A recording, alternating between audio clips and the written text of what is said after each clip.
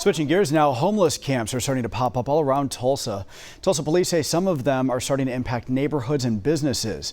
News on 6's Kristen Weaver went along with officers near 91st and Riverside to see the problem firsthand and learn from police what they're doing about it.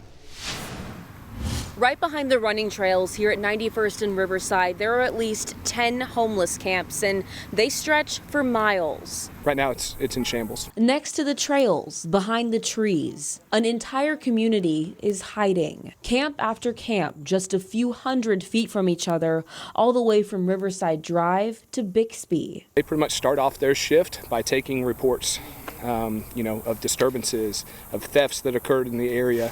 And a lot of that is leading us back to here. Sergeant Luke Flanagan is with the Tulsa Police Bike and Riverside Patrol Division. He says the homeless situation has gotten much worse over the past year. We're thinking there's at least a couple of dozen, maybe up to even 30 camps that are back out here. He says many of these people are criminals or sex offenders. Many of them have mental illness. Many do drugs, and some are simply down on their luck and struggling to find housing. So the cycle continues. There's a lot of folks out here that aren't bad people.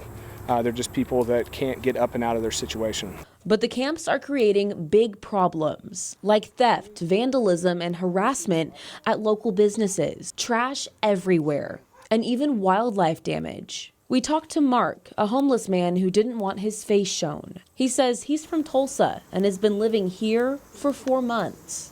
A lot of people want to get out of this life. He says he is used to living this way now, even though he wants to find housing. Everyone's from a different place, usually all from out of town. Sergeant Flanagan says they're working with groups like Housing Solutions and Family and Children's Services to get people help. They've also arrested many people, but he says they keep coming back. He says it's a deep-rooted problem, and the best solution is accessible housing. We're just going to keep doing the best that we can.